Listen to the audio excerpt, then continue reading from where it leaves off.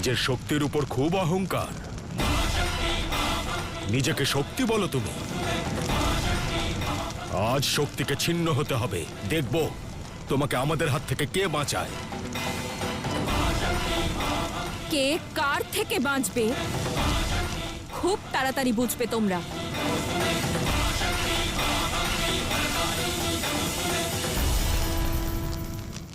এটা কেবল আমি নয়, এটা তুমিও খুব ভালো করে জানো দাদা, যে ঠিক যেভাবে দেহের অস্তিত্ব আত্মাকে ছাড়া,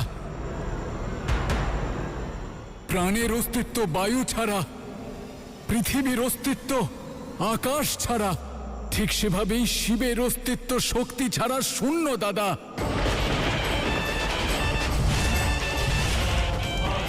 এবার যখন মাতা জন্মেছেন তখন তার অর্থ কেবল একটাই দাদা,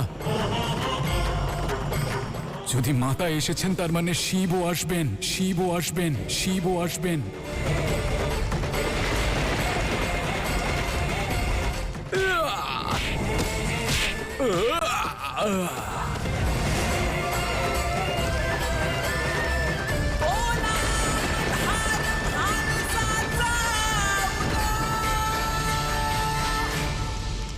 আর এবারে শক্তি শুধু আমাদের নয়, বরং সমগ্র সংসারকে উদ্ধার করবেন। উনি আমাদের নয়, বরং নিজের শিবের সঙ্গ পাবেন, নিজের শিবের সঙ্গ পাবেন। আর যে মুহূর্তে শিব আর শক্তি এক হবেন, ভেবে নাও সেই মুহূর্তেই আমাদের বিনাশের সূচনা হবে, আমাদের বিনাশের সূচনা হবে।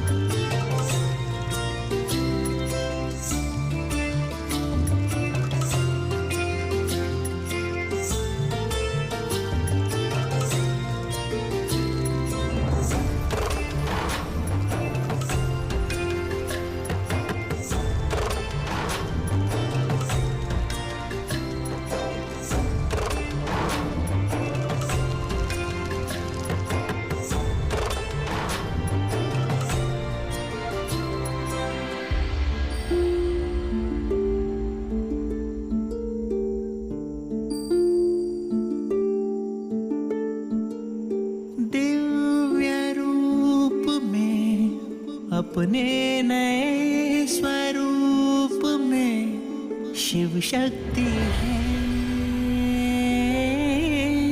पुनः मिले। जन्म जन्म से कर्तव्य और प्रेम का करने निर्वाह दोनों मिले। सारी सृष्टि बन रही साक्षी इस दिव्य और महाशुभ घड़ी की।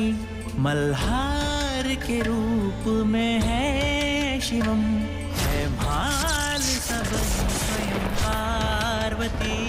स्वपरिचय से दोनों ही है अनभिख्या इस घड़ी में लिखने अपने प्रेम का नया अध्याय। এ তো সেই চোখ যা আমি সবসময় স্বপ্নে দেখি। भिन्न है ऐसा प्रेम और सृष्टि में कहा। शिव अपूर्ण है, शक्ति स्वयं पूर्ण है। ऐसा प्रेम घोर है जो टूटे ना। शिव अपूर्ण है, शक्ति स्वयं पूर्ण है। ऐसा प्रेम दूर है जो टूटे ना। है ये एक दूजे से, है ये एक दूजे में, कुछ ना एक दूजे के है बिना।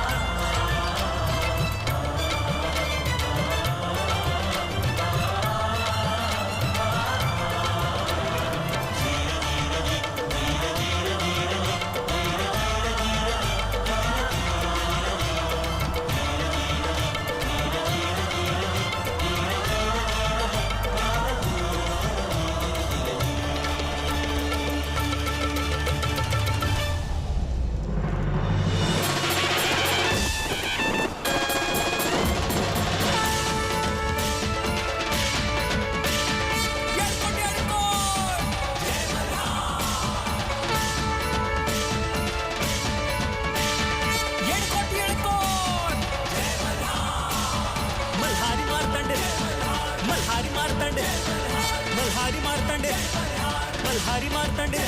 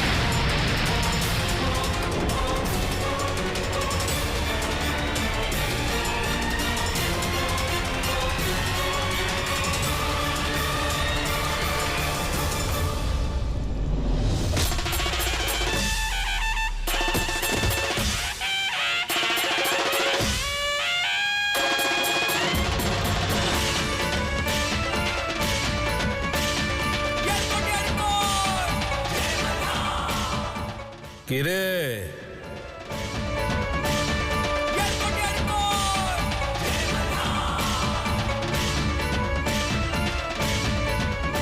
এই নারীদের তাদের ইচ্ছার বিরুদ্ধে বন্দী করে নিজেদের কাপুরুষতার প্রমাণ দিয়ে দিয়েছিস তোরা।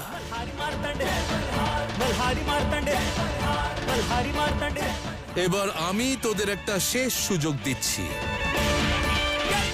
নতজানু হয়ে ভিক্ষা প্রার্থনা কর, নয়তো এখানেই তোদের। এই দুষ্টদের আবার বোঝাচ্ছ কি? অপরাধী ওরা সবাই। উপদেশ নয়, শাস্তি দাও ওদের। শাস্তি দেওয়ার জন্য ব্যাকুল হয়ে আছে। কি ব্যাপার? হ্যাঁ,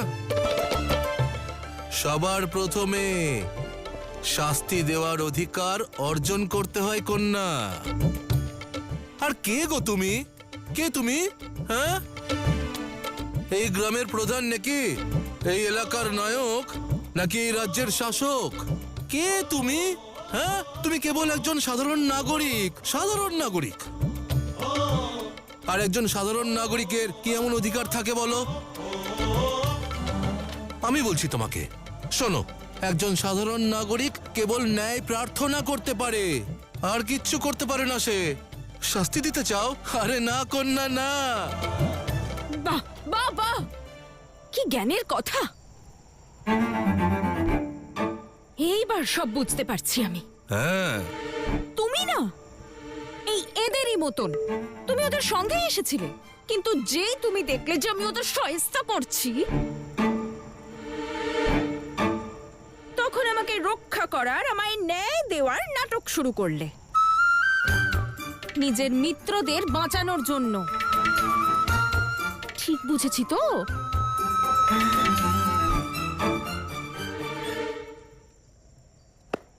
অসাধারণ! কি কল্পনা শক্তি, কি চিন্তা ভাবনা! আরে আমাকে চেনো না তুমি, জানো না, অথচ ভিতরে কি চলছে সব জেনে ফেললে। আরে তুমি তো মনে হচ্ছে কোনো মহান জ্যোতিষী। হে কন্যা, তোমাকে বোঝার জন্য না আমার কোনো শাস্ত্রের প্রয়োজন নেই, আমার অনুভূতি যথেষ্ট।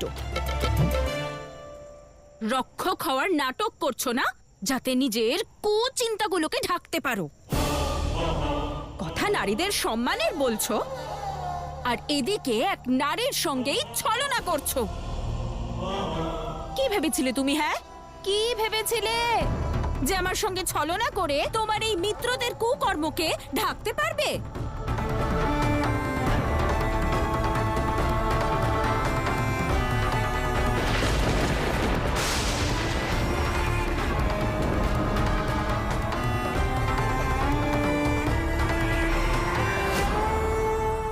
গণেশ, আমাদের মাতা পিতার মিলন হলো, কিন্তু শান্ত রূপে নয়, রুদ্র রূপে। তাদের মধ্যে প্রেমের গঙ্গা নয়, ক্রোধের অগ্নি আছে, যার মধ্যে স্নেহের ফসল ফলা প্রায় অসম্ভব। এখন ক্রোধ আর প্রতিশোধের এই দ্বন্দ্বের মধ্যে শিবার শক্তি কিভাবে এক হবেন? শুধু মনের নয়, সংসারের প্রতিটি কণার এই মিলন কিভাবে সার্থক হবে? মল্ল আর মনের দ্বারা রচিত শিবতন্ত্র কিভাবে ভাঙবে? সেই জন্যই তো শিবশক্তির এই পরীক্ষা সময় চক্রের সব থেকে কঠিন পরীক্ষা দাদা। অগ্নিতে কোমল তৃণদল ভস্য হয়, কিন্তু ভালোবাসার স্বর্ণ, উদ্দেশ্যের কুন্দন এই অগ্নিতে তপ্ত হয়েই উজ্জ্বল হয়। এই ঘটনার সাক্ষী থাকা ছাড়া আমরা কিছুই করতে পারবো না। বিশ্বাস রাখো, যখন ক্রোধের তাপ শীতল হবে, তখন ভালোবাসার পুষ্প আবার ফুটে উঠবে। তুমি জানতে চাও তো আমার শাস্তি দেওয়ার অধিকার কেন আছে? আমার পরিচয় জানতে চেয়েছিলে না তুমি? তাহলে শোনো, আমি এই ক্ষেত্রের মহারাজ, মল্ল আর মনির ভ্রাতুষ্পুত্রী।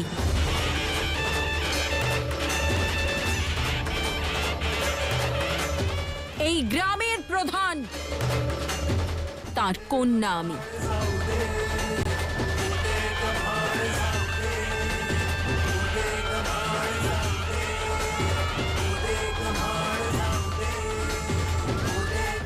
বারে বাহ,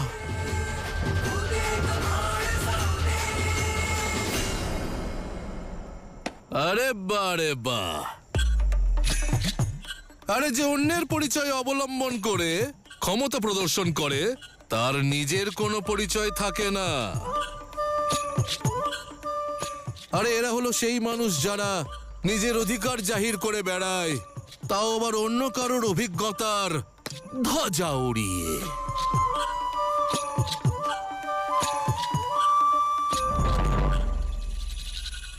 আমাকে ক্ষমা করে দিন।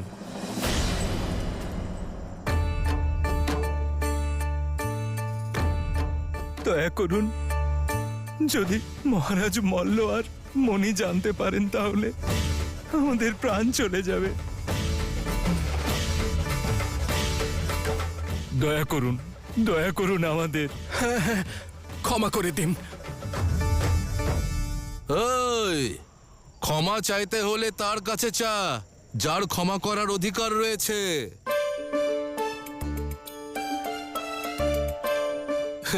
এখানে না।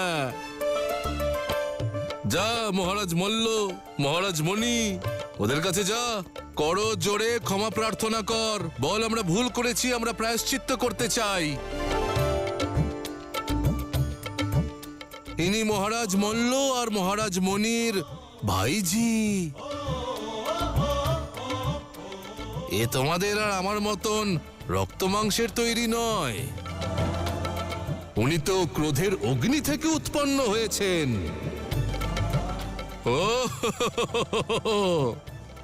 ও তোদের কাউকে ক্ষমা করবে না রে।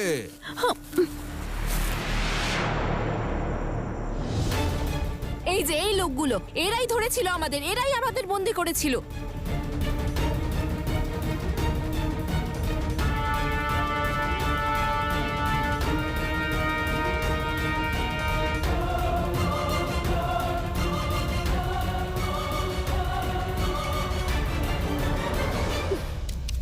হ্যাঁ, ঠিক বলেছ তুমি। আমি অগ্নি থেকে উৎপন্ন হইনি, আমি স্বয়ং অগ্নি, আমি স্বয়ং অগ্নি, আমি স্বয়ং অগ্নি। এবার সময় হয়ে গেছে। নারীদের হুঙ্কার নাদ সমগ্র সংসারে ধ্বনিত হবে। নারীরা অধিকারের জন্য স্বয়ং লড়বে। একজন নারীর সম্মান আর তার অধিকার সর্বোপরি, কিন্তু ন্যায়বোধ থাকা অত্যন্ত আবশ্যক। একটি সমৃদ্ধ সমাজের প্রথম আধার হলো নারীর সম্মান, কিন্তু দ্বিতীয় আধার হলো ন্যায়। প্রথমবার ভুল করলে উদ্ধতকে শাস্তি দিতে নেই, তাকে একটি সুযোগ দিতে হয়, সুযোগ।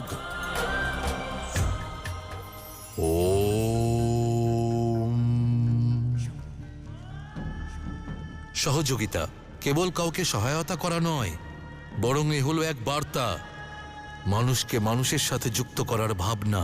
কেউ অনিয়ন্ত্রিত হলে তাকে সম্বল প্রদান করা, কোনো ক্লান্ত ব্যক্তিকে জলপান করানো, কোনো হতাশ ব্যক্তির মধ্যে আশার প্রদীপ জ্বালিয়ে তোলা, অথবা কারোর স্বপ্ন পূরণে অংশগ্রহণ করা।